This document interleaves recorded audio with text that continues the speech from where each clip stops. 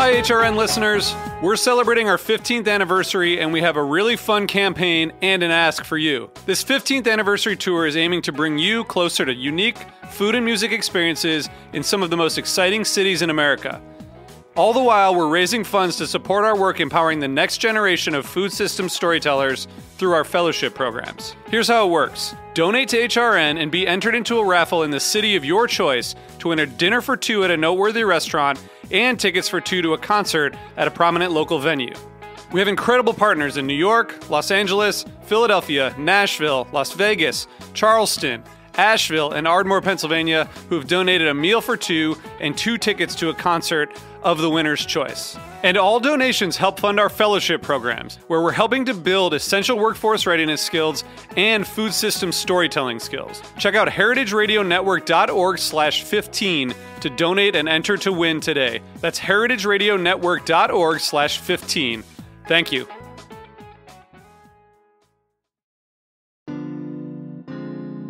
I'm Luke Griffin, and you're listening to Bushwick Podcast, local stories for a strong community here in Bushwick, Brooklyn. We partner with organizations throughout the neighborhood to share their remarkable journeys and break down the important issues facing Bushwick today. Valentine's Day is this week, and for a lot of people in the community, that will mean one thing: chocolate. In the spirit of the holiday, we sat down to learn the journey of Bushwick's foremost chocolate expert. I got some skills. I got mad skills with this stuff. Because I'm part chocolate. I may, we're sitting talking and you're like, oh, here's Daniel. He's on the chair, looks human, which is partly true. The other part truth is I am part chocolate bar. I mean, definitely eaten enough of it to be that way. That's Daniel Sklar. How did he come to be part man, part chocolate, and the founder of one of Bushwick's most celebrated and unique companies? It's February 13th, 2019, and this episode is called Fine and Raw. As a heads up, there will be a little bit of adult language in this episode, but it's all in good spirits.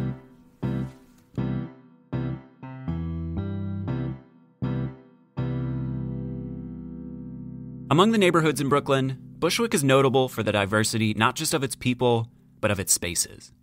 There's an eclectic range of homes, from aging walk-ups to gaudy new luxury buildings. There are supermarkets and bodegas and vintage shops and shoe stores. And scattered throughout the community, there are buildings that feel essentially Bushwick, like factories and workshops and industrial spaces overflowing with metal and machines. As you walk among these parts of the neighborhood, particularly towards East Williamsburg in the north near Flushing Avenue, you'll notice signs for something called the IBZ. This is the Industrial Business Zone, and it's one of several areas throughout New York City that have special regulations to support industrial and manufacturing jobs. Across the city, industrial and warehouse spaces are being converted into or replaced by expensive market-rate housing, which threatens manufacturing jobs and destabilizes affordable housing in industrial neighborhoods. IBZs are put in place partly to help preserve the industrial capacity of these spaces. Along with neighborhoods like East Williamsburg and Greenpoint, Bushwick sits in the North Brooklyn IBZ, the third largest industrial hub in all of New York City, where, according to the Department of City Planning, there are nearly 15,000 industrial jobs. Historically, Bushwick's industrial area has been home to major sites like breweries and tortillerias. Today, it hosts a range of industrial jobs, from food processing to wholesaling to manufacturing, and on a more intimate scale, chocolate making. Surrounded by various industrial spaces, converted apartments, and even a modest park, is Bushwick's own Fine and Raw chocolate factory.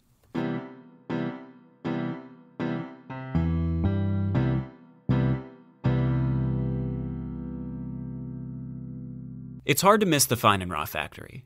From its large glass storefront to the regular stream of visitors going in and out, to the giant lighted sign above its entryway that reads Chocolate Factory, the space is bold, industrial, proudly a little funky, but still welcoming.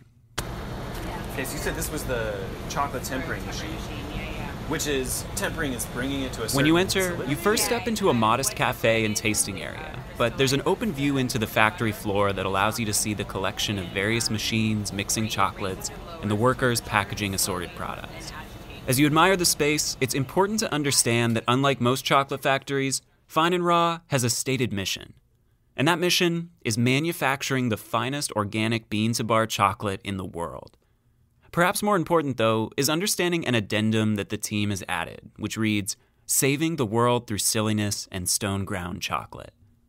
This combination of formal excellence, radical ambition, and self-aware cheekiness is integrated into the DNA of everything Fine & Raw does, from its production to its branding. And it's all very much a reflection of Fine & Raw's eclectic founder. I am Daniel Sklar, the founder of Fine & Raw Chocolate in Brooklyn, Bushwick. Daniel has a warm and playful presence.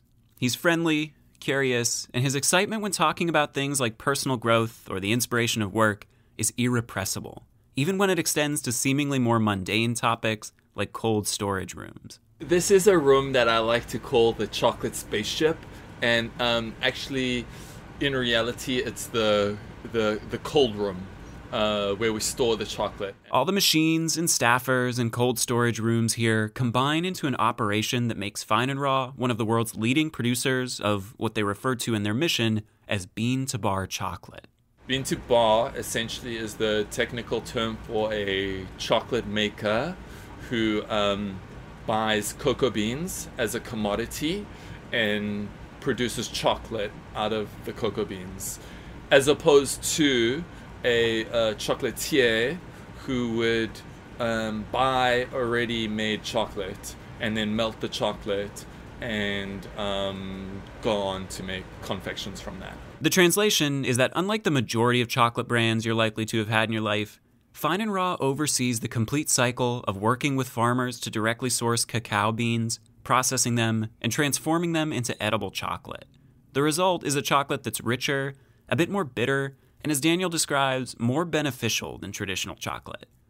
Among other things, Fine & Raw chocolate is vegan, meaning it doesn't contain any animal products, and as its name suggests, raw, meaning it's heated, but not technically to the point of being roasted, a distinction that Fine & Raw says has improved health benefits. Cacao is in fact considered a superfood. It's rich in antioxidants and minerals, and per its mission, Fine & Raw works hard to keep as much of the nutritional value of the beans while making chocolate that's as delicious as possible.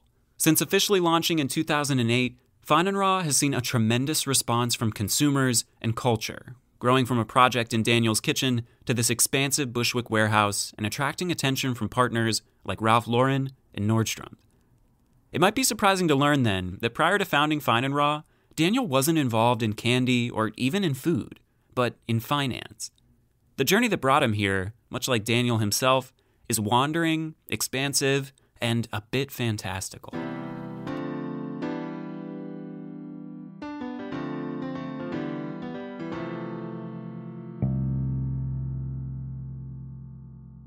Daniel was born and raised in Johannesburg, South Africa, but growing up, he dreamed of living in New York City. I was deep in love with New York from an early age. I remember having a picture of, it's a little embarrassing, a picture of Carnegie Deli's pastrami sandwich on my felt board growing up, like when I was small. And there was something in me, I was like, I need to go to New York to get this sandwich. Without telling him, Daniel's mother applied for and won a green card that would allow Daniel to emigrate to the United States after he graduated college. To ensure that he would make it to New York, he studied finance and prepared himself to earn a job working on Wall Street. Ultimately, that hard work paid off, and he successfully moved to New York in 2003. Of course, he didn't miss his opportunity to have the pastrami sandwich that he dreamed of for so many years. Yeah. Yeah, multiple times. The New York dream that Daniel had worked toward for virtually his entire life was coming to pass, and while the city was proving to be the amazing adventure he'd been hoping for, there was just one problem. The finance job he'd prepared himself to survive on was anything but. The whole thing was absurdly surreal. The culture shock of moving to New York, the culture shock of actually having to work in a corporate environment. The people I worked with were massively intelligent. I mean, we're talking about guys who used to spend their spare time searching the corners of the internet for vintage economics textbooks Okay, these are the people that I was working with. Like, amazing people to chat like advanced financial instruments with. You just don't want to be stuck in a car for more than like an hour with them talking about such instruments. Daniel's job was essentially to do complicated financial grunt work. It paid exceptionally well and was certainly stimulating, but for all the shopping in Soho and challenging projects that his role afforded, Daniel found himself uninspired and unfulfilled. You know, when you start working in these financial institutions, you're basically a serf, slave, peon, and you're on Excel spreadsheets and you're modeling out information. So Daniel had succeeded in moving himself to New York City. Now his next step was to manifest the life that he wanted to live here.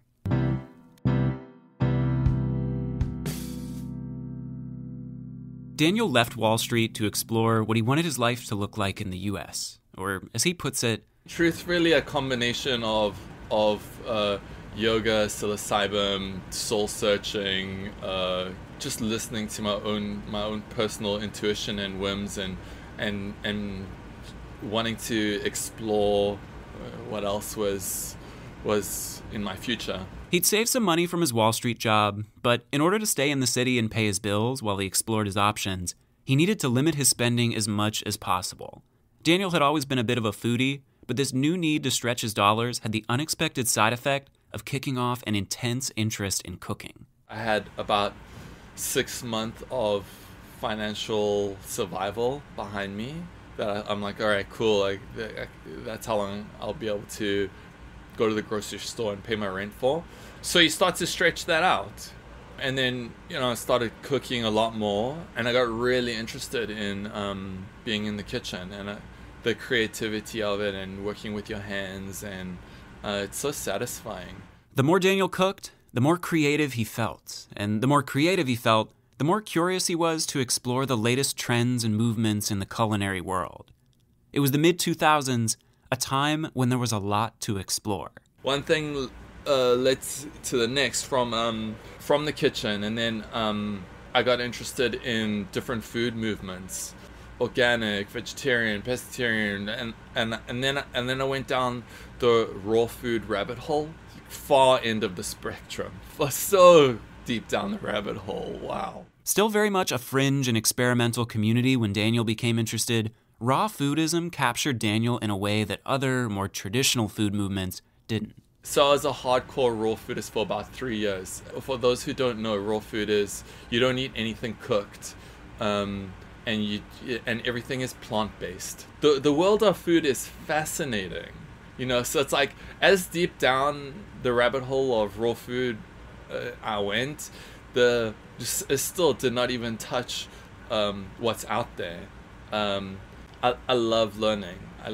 I love discovering things, and going down the rabbit hole is also that process of learning and discovering, and I'm someone who learns by doing, for better or for worse. Within raw food, there was a lot to learn and a lot to do. Daniel became a raw food chef and caterer here in the city, and eventually landed briefly in Arizona to work at a raw food cafe, because, as Daniel puts it, because that's like where raw foodists go. That's raw food, like Universe HQ. At the same time as Daniel was going down the raw food rabbit hole, a new ingredient was emerging on the raw food scene in the US: raw cacao. For Daniel and other raw foodists, this was a revelation for a diet that was certainly creative, but largely involved uncooked vegetables. But essentially, you're eating carrots and lettuce. Like, that's what it is. Okay, let's call a spade here. Then cacao beans into the raw food industry, and there's just explosion of excitement, because you give cacao beans, which is chocolate, to a bunch of people who can only eat carrots and lettuce. And it's just like beyond. Back in New York, Daniel was deep into a scene of raw foodists who chefed during the day and experimented with raw cacao at night. It was a time of innovation, excitement, and camaraderie. Yeah, it was such a cool time in the raw food scene.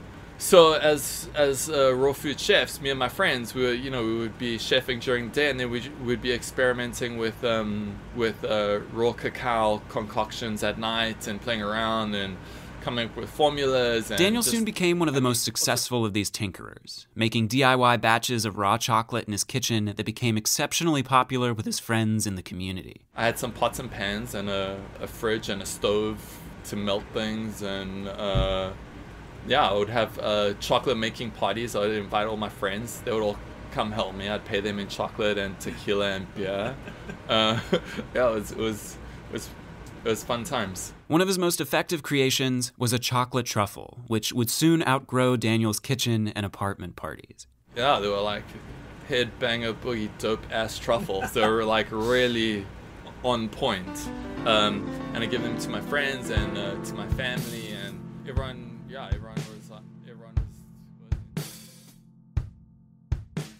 This was a time when the concepts of bean to bar and raw chocolate were very much new to the chocolate industry at large. Innovation was being driven by people like Daniel and other home tinkerers. Then there was this small little hobbyist movement going on. Guys were getting real creatives. They were cracking cocoa beans, because you need to crack the cocoa bean to separate the shell from the inside in a nib. They're cracking them with a Frankenstein, which is from the hobbyist like beer movement.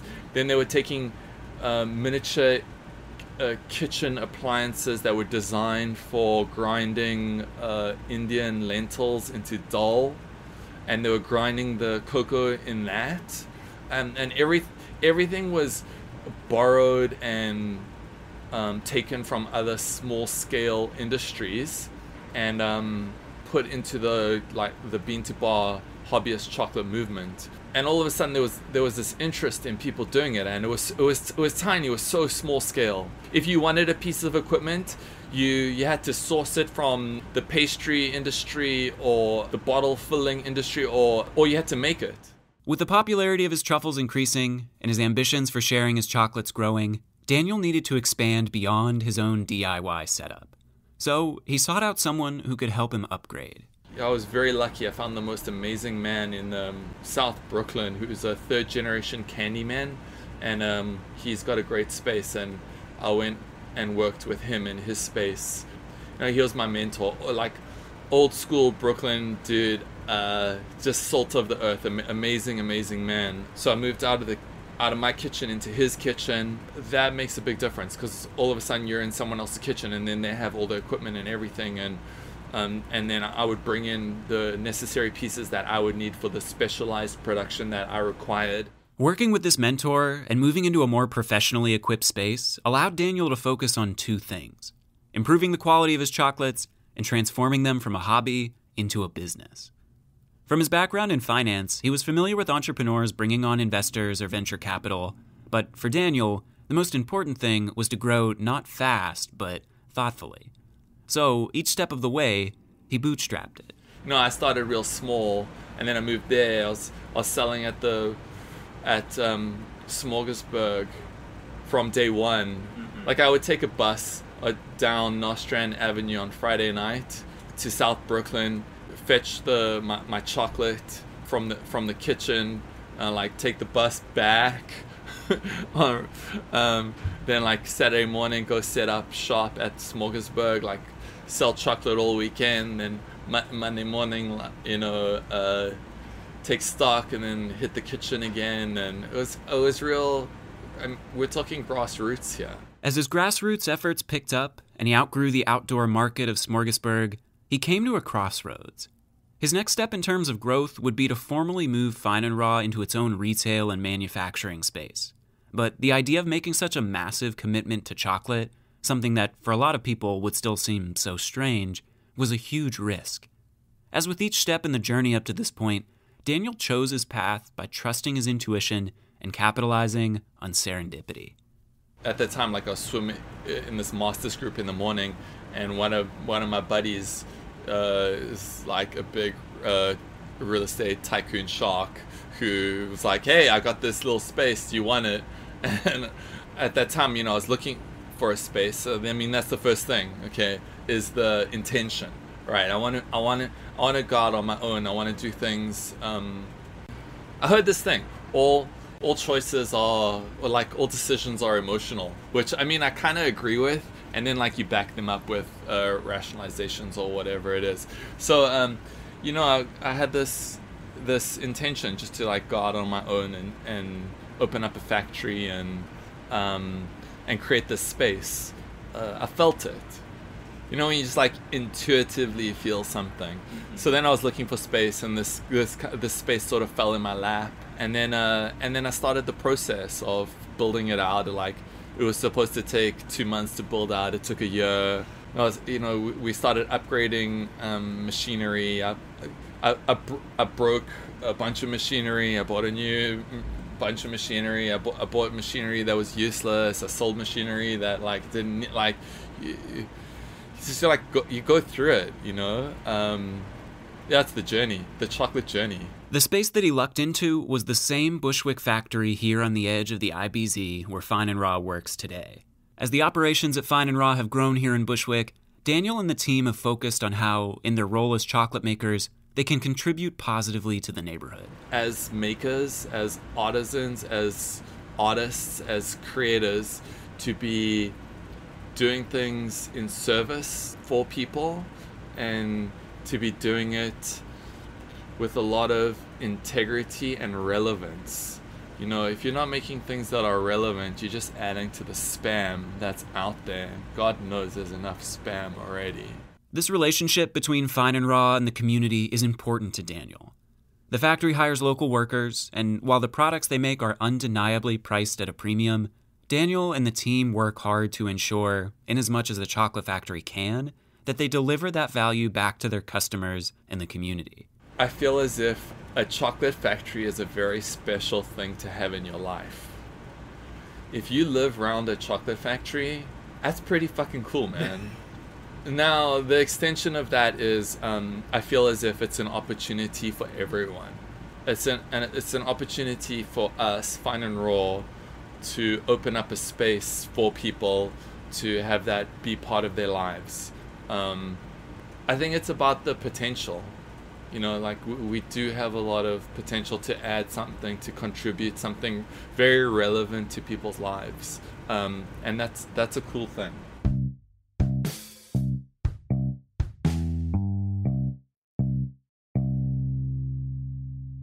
Today, more than 15 years after Daniel first achieved his dream of moving to New York, and more than 11 years into his chocolate journey, he seems as passionate about his path and his work as ever. There's a lot of magic in chocolate. You know, we're talking about a food. The Latin name is Theobroma cacao, which means food of the gods. Okay, so there's a very rich history here. There's a lot of like stuff about chocolate that's whimsical and magical, and it's just such a great medium to work with as an artist. It's a far cry from his days as a self-described peon on Wall Street, and a testament to his long-standing path of trusting his intuition, working hard, and riding the serendipity of the world. In reflecting on that path, Daniel has some closing thoughts. Patience and persistence are amazing things, and follow your heart, no matter how scary it may seem. Be curious as fuck. yeah. Let me end on that one. Yeah. If you want to try Fine and Raw's chocolate for yourself, you can visit their factory here in Bushwick at 288 Siegel Street or visit their website at fineandraw.com. This week, we're excited to announce a pair of special Valentine's Day partnerships. On Instagram, the fourth person to follow both Fine and Raw and Bushwick Podcast and comment the phrase Theobroma Cacao on our Instagram post promoting this episode will win one 8-piece box of Fine and Raw's famous truffles. This one's going to go fast, and we can't wait to see who wins. Also for the holiday, Fine and Raw is working with the local florist at Rose Hip Social to offer bouquets at the Fine and Raw factory, as well as Valentine's chocolates at the Rose Hip storefront at 379 Graham Avenue. we're wishing everyone, no matter where you're enjoying the holiday from, a very happy Valentine's Day. Thank you so much for listening to this week's episode. If you enjoyed it, please do us a favor and tell a friend or leave a review on iTunes. If you have questions, comments, or want to get involved with Bushwick Podcast, send us an email to hello@hearbushwick.com. That's HEAR bushwick.com. Or DM us on our Instagram page @Bushwick Podcast. We'll be back next week, and I look forward to seeing you then.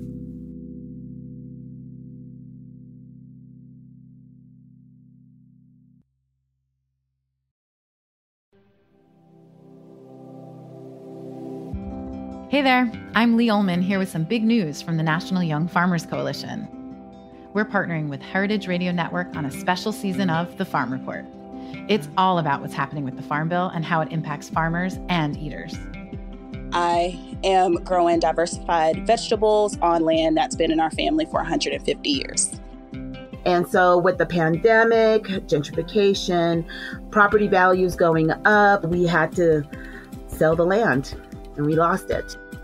Join us as we uncover the untold stories behind this massive piece of legislation that shapes how we grow our food, what we eat, and so much more.